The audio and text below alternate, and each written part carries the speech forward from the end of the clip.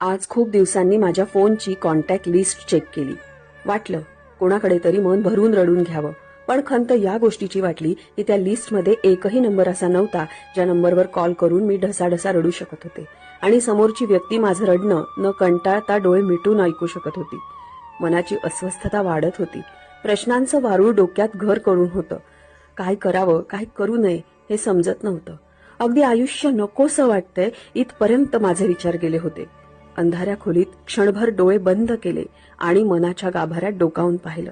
फोनच्या कॉन्टॅक्ट लिस्टमध्ये भलेही एकही व्यक्ती अशी नसावी, पण माझ्या मनाच्या गर्भात एक नाव होतं जिथे मी माझं मन न विचार करता मोकळं करू शकत होते आणि समोरून मला कुठल्याही प्रश्नांचा भडीमारही होणार नव्हता किंवा फुकटचे सल्लेही दिले जाणार नव्हते. उलट त्या प्रश्नांवर योग्य मार्गच मिळणार होता आणि ते नाव होतं स्वामी. स्वामी स्वामी. स्वामी